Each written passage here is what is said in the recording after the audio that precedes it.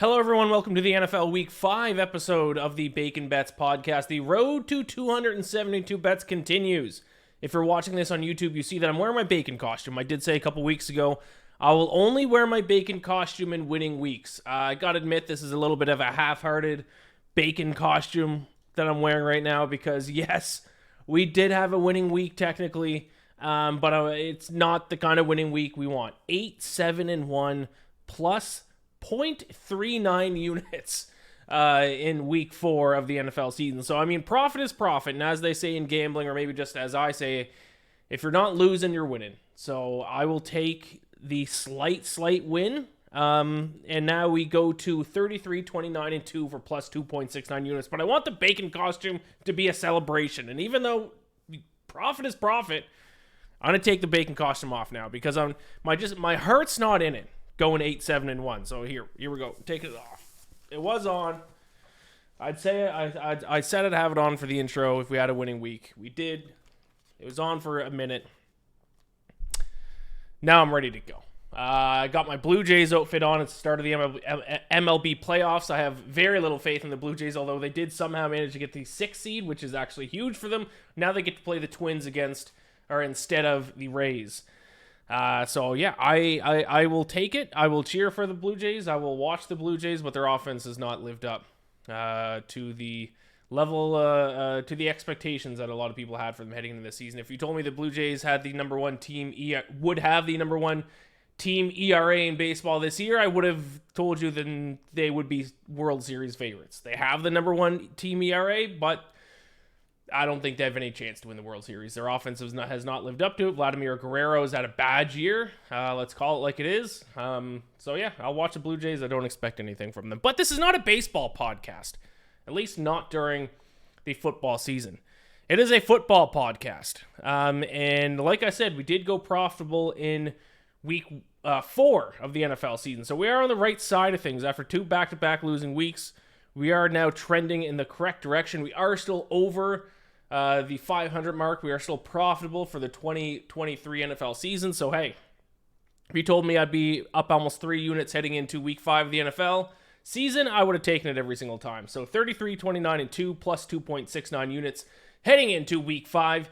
But I would just want to talk about week 4 a little bit here and recap, because if there's ever been a week where it's been proven that variance plays a huge role in the NFL, it was this past week.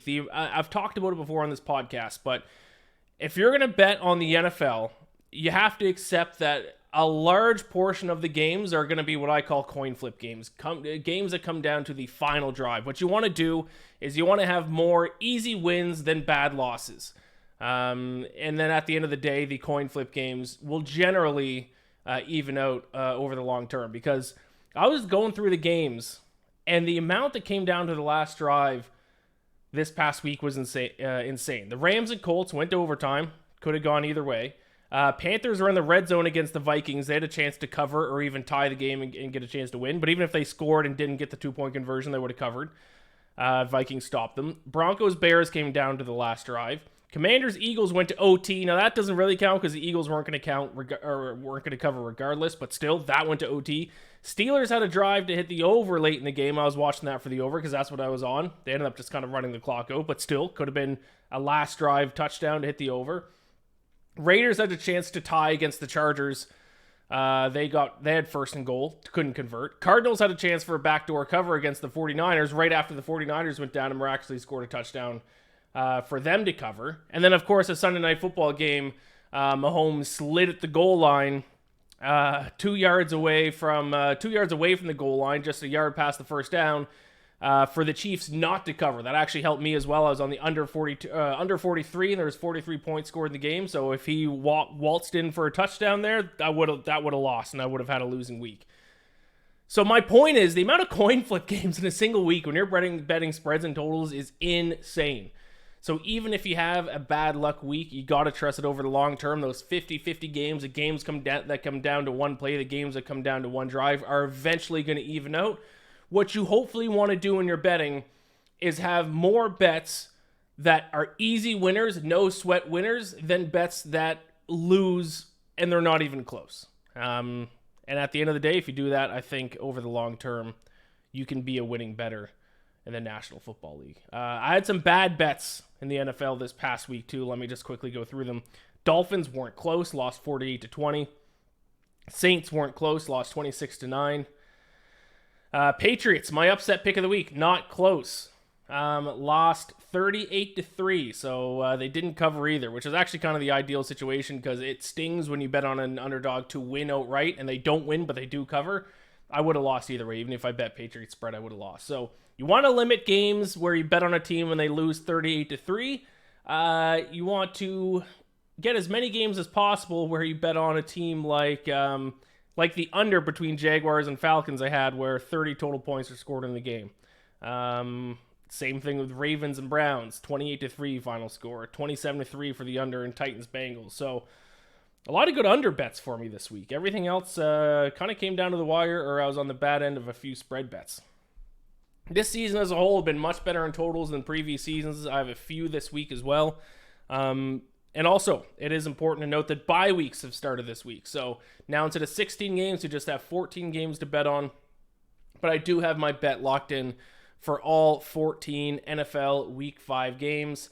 Oh yes, best bets last week. I went 2-3 with my best bets, unfortunately. So I did have a losing record with my best bets. I won Ravens, Browns under, and Vikings covered. I lost Dolphins, Saints, and Patriots. So my 3 biggest losses were also 3 of my best bets. That's the way she goes sometimes. We did win teaser of the week. Let's talk something positive. We did win the teaser of the week. It was close. Both legs were close. But we teased the Eagles down to -1.5. They covered that against the Commanders. And we teased the Chiefs down to -2.5. They barely covered that against the Jets. So teaser of the week 1. Best bets went 2-3. Overall, we had a very slight profit for the week. But let's try to carry some momentum into week 5. And let's get into it. It is the NFL Week 5 episode of the Bacon Bets podcast. The road to 272 bets continues. Let's jump into it. I'm not a state. I'm a monster. No, Lisa. The only monster here is the gambling monster that has enslaved your mother. I call him Gamblor, and it's time to snatch your mother from his neon claws. All right, Thursday night football in week 5 of the NFL season, and it might be the worst, well, not worst games. I think Bears-Broncos, even though it kind of came down to the wire in terms, I think the Bears and the Broncos are the 2 worst teams in the NFL. The Commanders aren't in the bottom 5 for teams in the NFL, but primetime games, I think this is going to be the worst primetime matchup we have all season. It is the Chicago Bears taking on the Washington Commanders. I've kind of gone back and forth. I was tempted to take the Bears. I see the spread's all the way up to 7 points right now. But I think the bet to make is the over. Now, I've done this in the past. I've specifically bet overs in Bears primetime games a lot for some reason, and it always comes back to bite me. But hear me out. I am going to take the over here. Over 44.5. -105 is the juice that I got of that for Thursday Night Football. Neither defense has been good. I know the Commanders have a lot of hype behind them. They did give the Eagles a run for their money, but at the end of the day, their defense has not been good this season. Their offense has kind of carried them for the most part. I know their pass rush has been decent, but they're still giving up 5.6 yards per play this season. The Bears are giving up 6.1 yards per play. We know how bad the Bears offense is. And I actually think this should be a good matchup for the Bears offense. I think the Bears offense might be able to move the ball against this Commanders defense because the Commanders, the biggest weakness of the Commanders defense is their inability to stop the run. 26th in the NFL in opponent yards per carry. They give up 4.5 yards per rush. And really the only thing the Bears do well is run the football. 5th in yards per carry, getting 4.7 yards per carry. So I think the Bears can run the football, score a few points. I will hand it to the Commanders outside of that game against the Bills. Their offense has, for the most part, looked good. They are able to move the ball and score points. Still don't know if Sam Howell's good or not. I guess we'll kind of see about that. I'm still not sold on the Commanders. I'm not as high on them as other people are. But at the end of the day, their offense can move the ball. Their defense has struggled. So it's a bad game. It's an ugly game. I'm sick of bad primetime football games. It seems to be a theme this year. Although finally Sunday Night Football this week, we're going to have a really good game. But I will take the over 44.5 between the Bears and the Commanders for Thursday Night Football. We have another London game this week. It is a game between the Bills and the Jaguars. The Jaguars are staying in London after beating up on my Falcons last week. And in this one, another one that I kind of went back and forth on.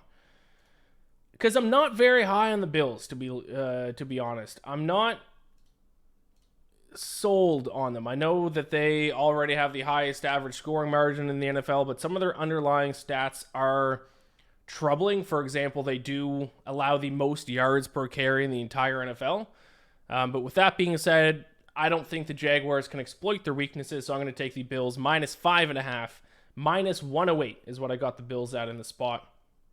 The Jaguars have not ran the football well at all this year.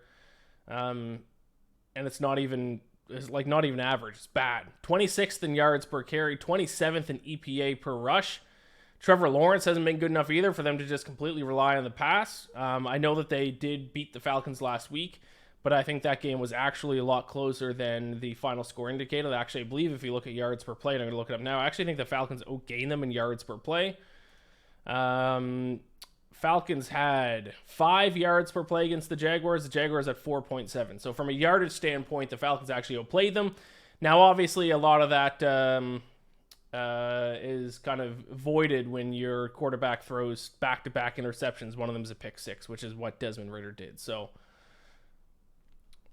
can't win games that way. But my point is, I actually don't think the Jaguars looked as good as the 23-7 score indicated. Now, they might have a little bit of an advantage, the fact that they get to stay over there and the Bills need to travel over there. Maybe that gives them a little bit of an advantage, but that's likely.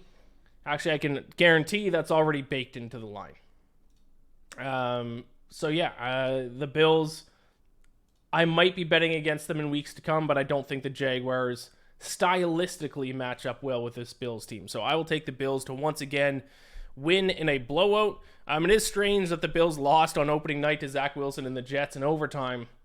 And now 3 straight weeks they have just completely dominated their opponents. How far away that week 1 matchup feels now. Actually, the Jets' 2 best games have been against the 2 best teams they faced, ironically enough. Bills -5.5, -108 against the Jaguars. Saints, Patriots. I guess, and I didn't realize this until I started going through it here live on this podcast, is that the games I feel the least comfortable about, I guess I'm getting out of the way early because I don't really know what I want to do in this game. The Saints and the Patriots are 2 very curious cases because I look at the Saints on paper and they should be good offensively. They have Derek Carr, quarterback, who's a serviceable, somewhere between serviceable and good quarterback. They got guys like Chris Olave, Michael Thomas, even though I hate Michael Thomas, Alvin Kamara back last week.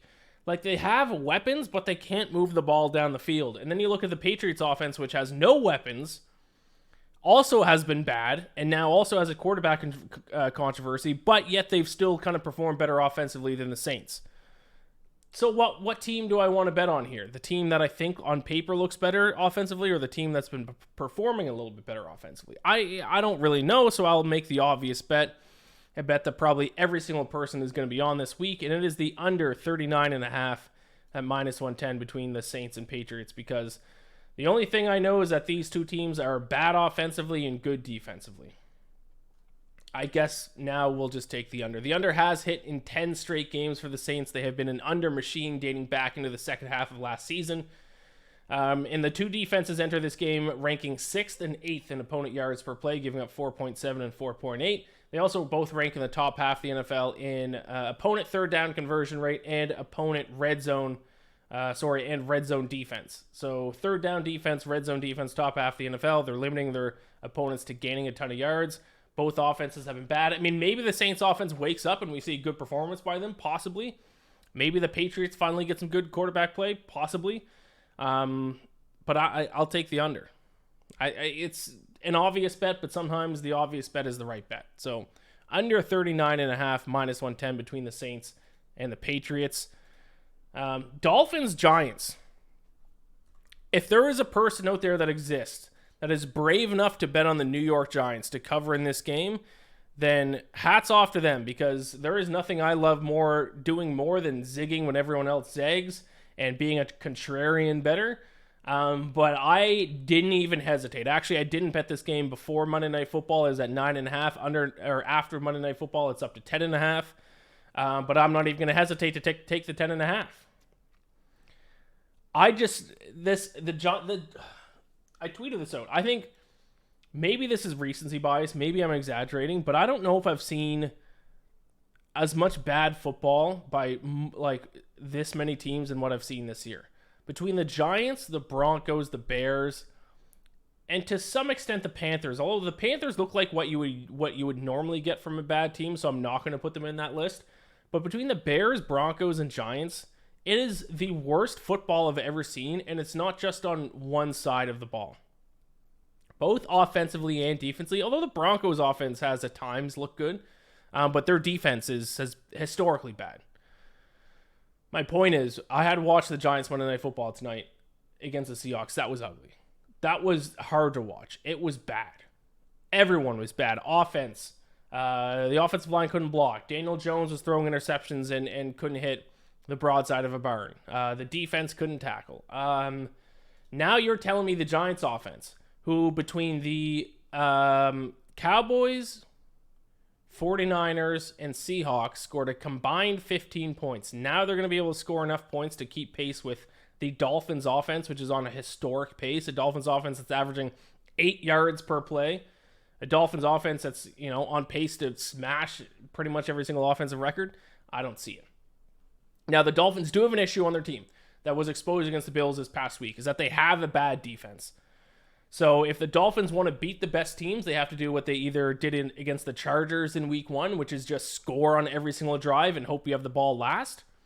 Or they need to fix issues on defense, because when they play against the Bills of the NFL, those teams will be able to stop the Dolphins offense enough and then score themselves almost every single time, because this Dolphins defense is very bad. With that being said, the Giants just scored 3 points against the Shithawks. I don't trust them to find the end zone against the Dolphins. The Dolphins might shut them out. The Dolphins might win by 50 points. I don't see how you can bet on the Giants to cover a 10-point spread in this game. Like last week, the Cardinals were 14-point underdogs to the 49ers. I know they didn't cover. But how are you making the Cardinals 14-point underdogs to the 49ers, and then you put the Giants as only 10.5-point underdogs to the Dolphins? I guess the only reason is odds makers and bettors haven't adjusted their numbers to this year's versions of the team. And hey, maybe my strategy of not overreacting to early games, now we're 4 weeks in, maybe I should be using that strategy. In week 5, we're going to see some regression to the mean for both teams. Maybe this is a sell high spot for the Dolphins and the biggest buy low spot of all time on the Giants. But after watching the Giants play now, I've watched them in person once. I watched the whole game of Monday Night Football tonight. I watched the full game. Like, I've watched probably more Giants football this year than any other team. They played 3 primetime games in the first 4 weeks. What the fuck? What are the NFL schedulers doing? My point is, I've watched more Giants football than I think any other team, and I can't bet them to cover as 10.5-point underdogs. They're not even at home. They're on the road. They're playing in Miami. Miami might win this game by 50 points again. If you're going to bet on the Giants, DM me, because I want to talk to the man or woman who is willing to bet on the New York Giants against the Miami Dolphins. I don't think that person exists.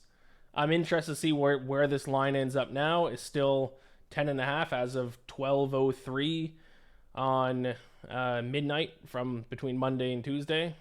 I'd be shocked if this line gets smaller. It's got to get bigger. Dolphins minus 10.5, minus 110 against the New York Giants. The Ravens against the Steelers, an AFC North matchup here.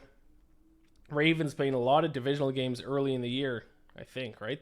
They already played the Bengals, played the Browns. Yeah. I will take the Ravens, minus 4.5 in this spot. This might be my best bet of the week as well.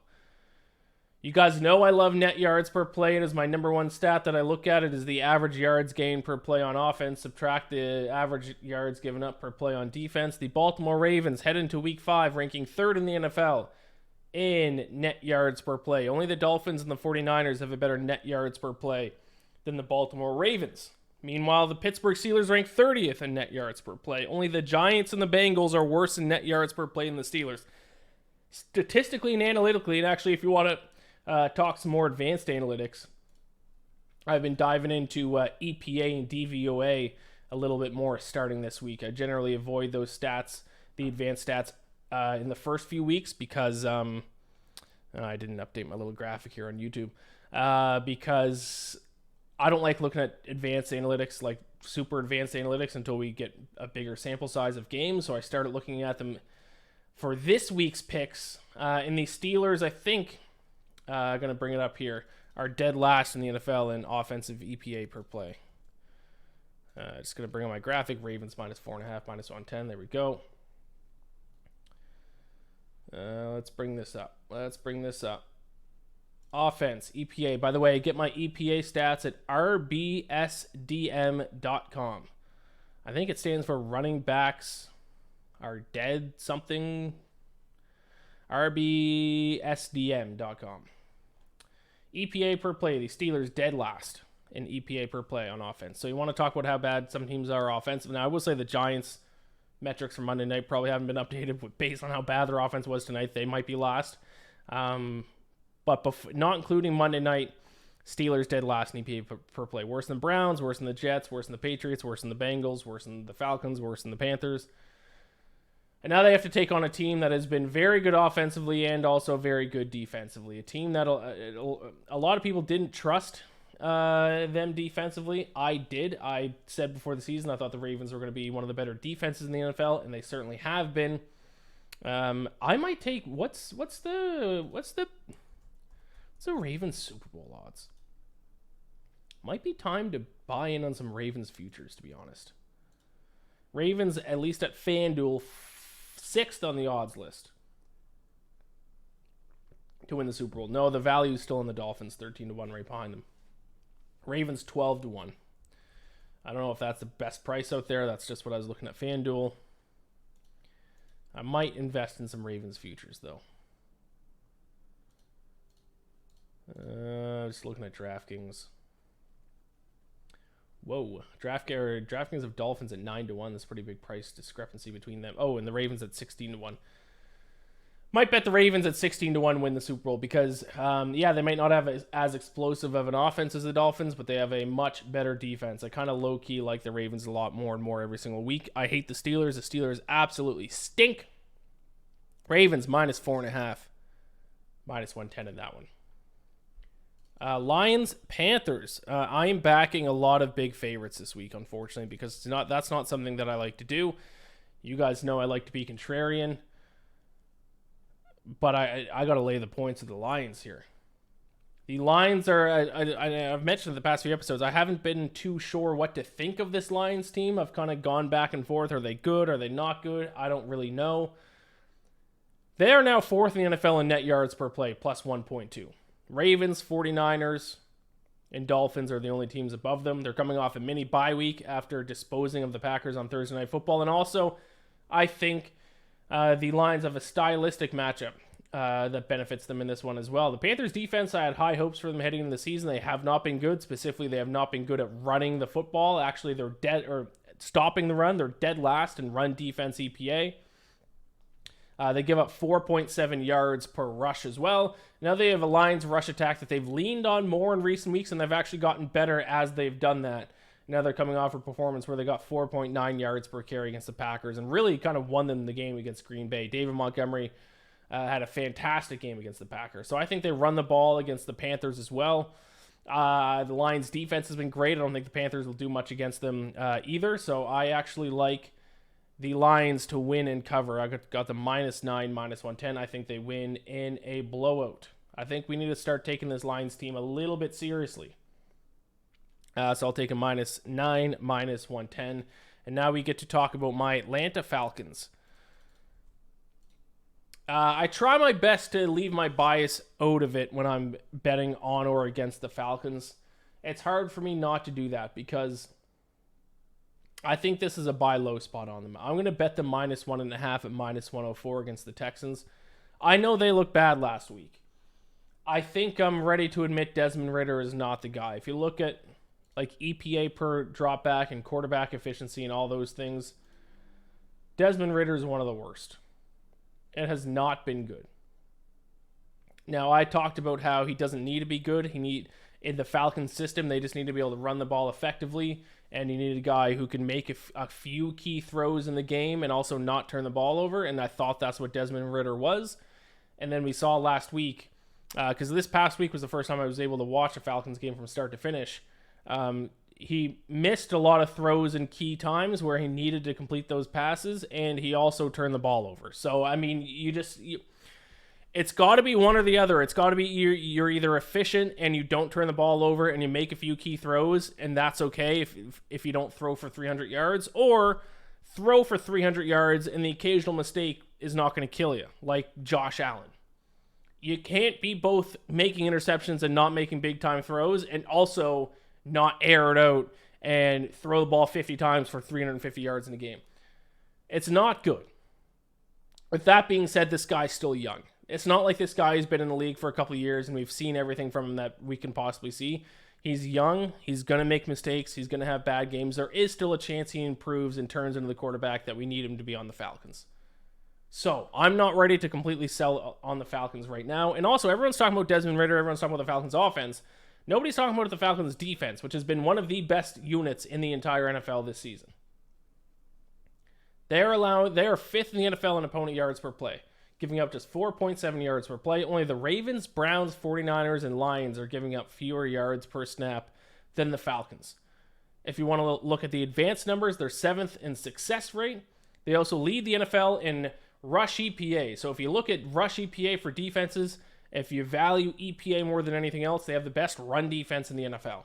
So while everyone might be going the other way and betting on the Texans because of how bad Desmond Ridder has looked and how bad the offense has looked, there's more than just offense. The defense is going to keep them in the game regardless. We saw that against the Jaguars. They actually had a chance to really make it a game late. They had 4th and goal, which would have turned it into a one-score game. Couldn't convert, but I'm saying their defense kept the Jaguars in check all game, and they will keep the large majority of their opponents in check and keep the Falcons within striking range for the majority of the game.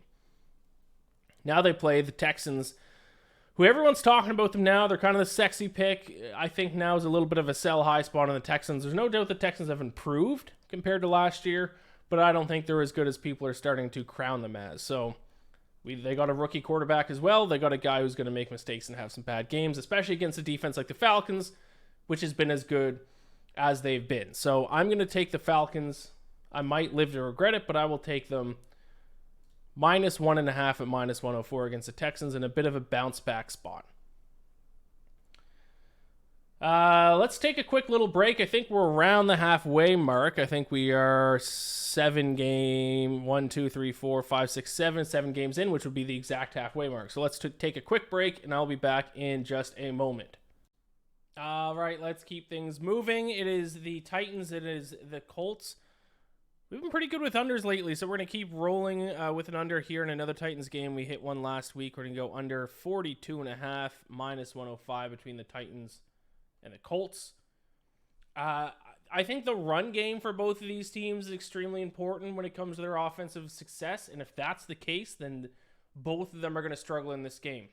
So 39.64% of the Titans' offensive yards this season have come on the ground. 35.92% of the Colts' offensive yards this season have come on the ground. That is the 6th and the 11th highest rate in the NFL. So yeah, both rank inside the top 11 in terms of the percentage of their offensive production coming from the run game. And now they take on two defenses who do a very good job of stopping the run. Titans lead the NFL in opponent yards per carry. Teams are getting just 2.9 yards per rush against the Titans defense. Colts rank 9th, giving up 3.8 yards per rush. So I think this is a favorable matchup for both defenses in this game against opposing offenses. For that reason, I'm going to take the under. And also, I don't really want to... I did kind of lean the Titans. I don't know how good the Titans are yet, to be completely honest. I don't know how much last week was just playing against the shitty Bengals. I don't know.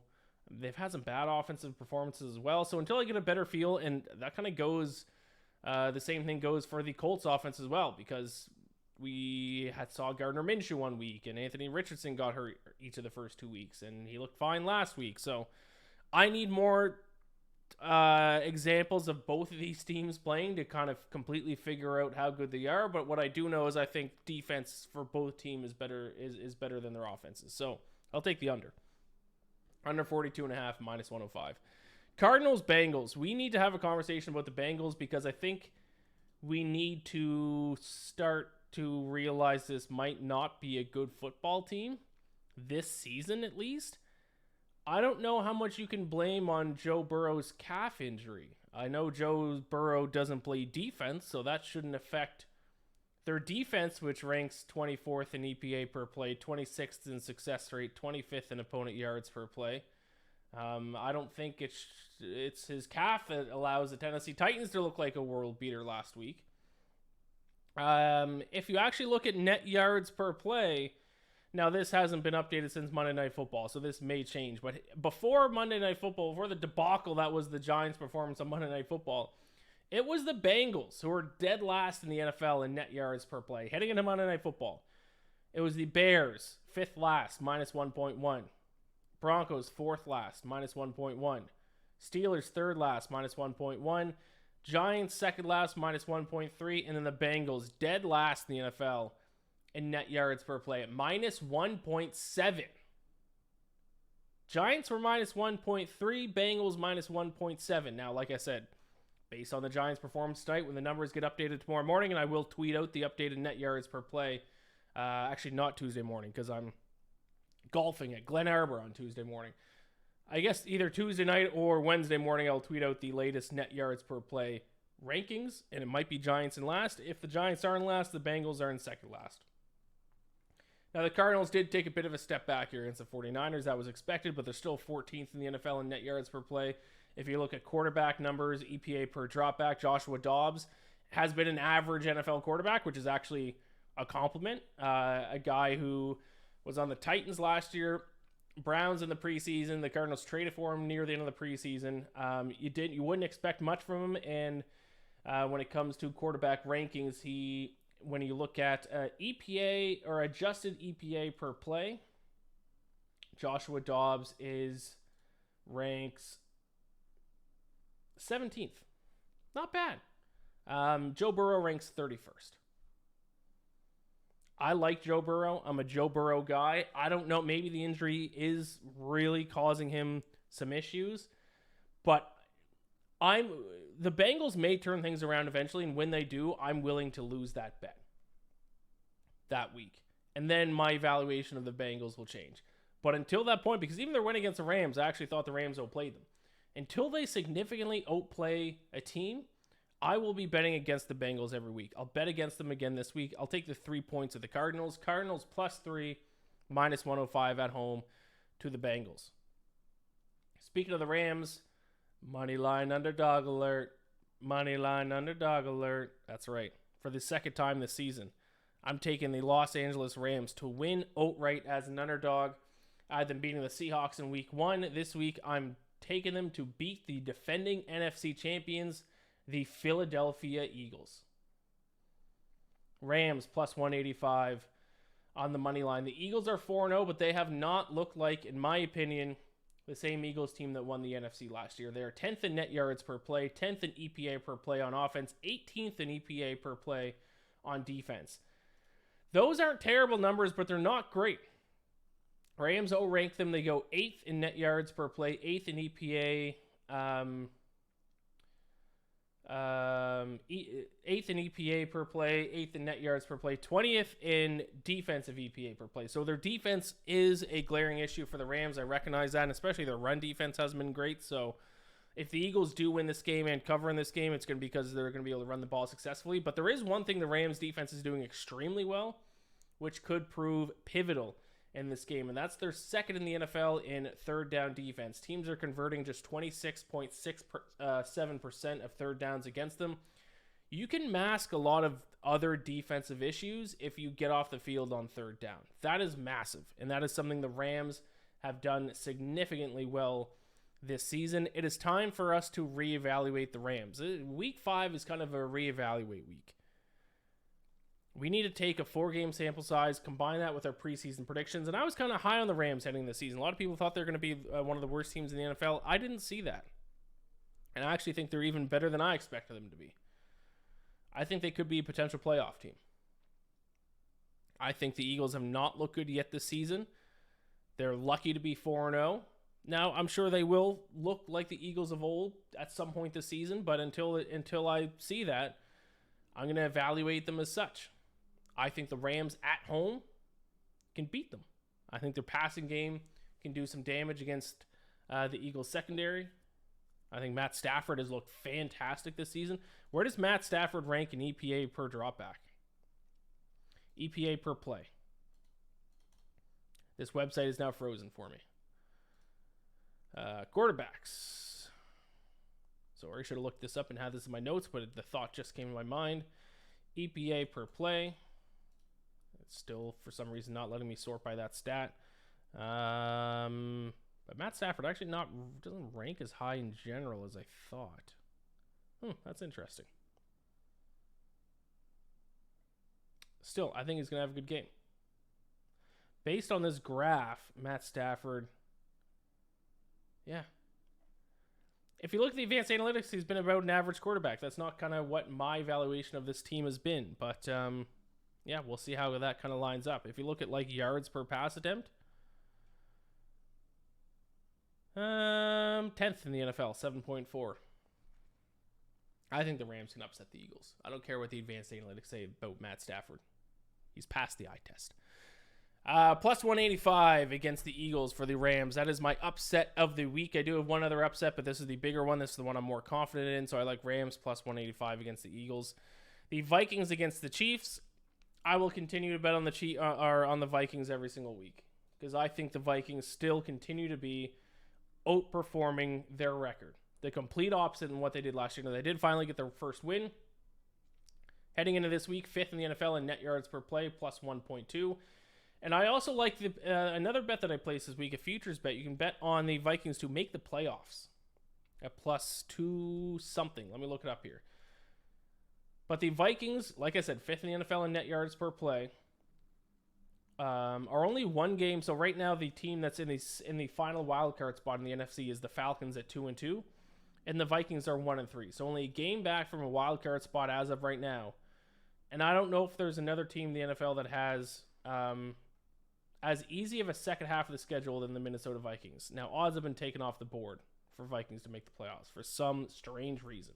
It was up earlier today. I bet it. I talked about it on Joe Osborne's show. I think it's like plus 220. And I wanted to take a look at their second half of this season schedule here in a second. Yeah, it's like plus 220. Let's bring up the Viking schedule. So they have the Chiefs this week, which is a tough one. The Bears will crush, and then they have the 49ers. But then after that, the second half of the season, they go Falcons, Saints, Broncos, Bears, Raiders, Bengals, Lions, Packers, Lions. They have a very favorable second half of their season. With how this offense has been playing, their defense has been playing better than people think. Vikings to make the playoffs at a little bit north of 2-1 for a price. Absolutely love that bet. In terms of this week, plus 5.5, I like that bet as well because the Chiefs have had some issues. I know they're the Chiefs. I know they're Patrick Mahomes. They're going to find ways to win games, which is why I decided not to make Vikings my upset pick of the week. I'll take the 5.5 points. But the Chiefs below the Vikings in net yards per play. We saw week 1 the receivers look terrible. They only scored 17 points on the Jaguars in week 2. They almost allowed the Jets to come back and tie it up and potentially beat them last week. Now, obviously, they beat the Bears by 1,000,000 points, but that's the Bears. I have some question marks for the Chiefs offensively. Their defense has been fantastic, but I think the Vikings have enough offensive weapons to actually keep this game close. I'll take 5.5 points with the Vikings on Sunday. So Vikings plus 5.5 at minus 110 against the Chiefs. My other upset pick of the week is the Jets. I'll be betting against the Broncos for the foreseeable future. I will take the Jets plus 115. I have a stat here tweeted out by Aaron Shates at ASCHATZ NFL. His tweet says the Denver Broncos now have the worst defense ever tracked by DVOA through 4 games. That's right. So this DVOA started being tracked in 1981. Dating back to 1981, they have had the worst defense in the NFL. The DVOA of 38.5%. In terms of giving up yards per play, they are last in the NFL, giving up 7 yards per snap. 0.9 yards worse than the Bears defense. I don't know how this team could... I don't see how they could possibly be a favorite against anyone.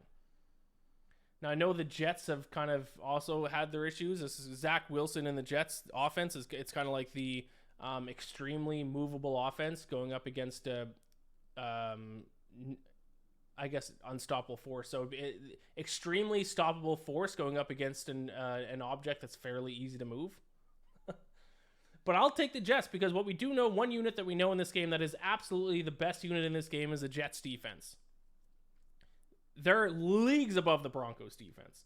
All Zach Wilson does is needs to score some points against the Broncos defense and they'll win this game. I mean, Justin Fields didn't have an incompletion in the first half, I don't think. Or maybe the first quarter. He like completed his first 12 passes or something. Actually, someone tweeted this to me.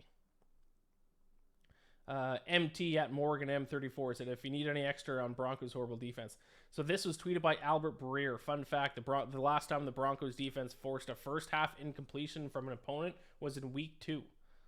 Tua Tagovailoa went 16 for 16 for 206 yards, 2 touchdowns in the first half against them in week 3. Last week in week 4, Justin Fields went 12 for 12, 185 yards and 3 touchdowns in the first half against them. Broncos defense is historically bad. I will not be laying any points on the Broncos the entire season. I guarantee you that. I'll take the Jets plus 115. Sunday Night Football, finally a good marquee matchup between two good teams in a primetime game. I'm going to take, you know who I'm going to take because I've been talking about how the Cowboys are frauds. 49ers minus 3.5, minus 105 against the Cowboys. Now, you guys know I like to point out what team is a fraud. I don't want to do this with the Cowboys because the Cowboys fan base is not a fun fan base to go up against. I'm going to be the meme of Jon Snow bringing out a sword in the Battle of the Bastards with just horses coming at them, and all those horses are just Cowboys fans. The Cowboys are not as good as people think. They are a good football team. I'm not going to make the claim they're a bad football team. They are winning games by an average of 20.8 points, but they're 13th in EPA per play on offense when you exclude turnovers. 49ers are second. They're also 9th in the NFL in net yards per play, plus 0.4. 49ers are plus 1.8 team. 1.8. They are a good team. They are not a top 5 team. They're borderline a top 10 team in the NFL. Borderline top 10 team in the NFL. Yes, they have won, but their wins, they are getting a lot of defensive and special teams plays that have gone their way that have resulted in lopsided scores, especially in week 1 and week 2 against the Giants and the Jets. Last week against the Patriots, we saw that at least one defensive score return for a touchdown. Now, their defense in general is very good, especially their pass rush.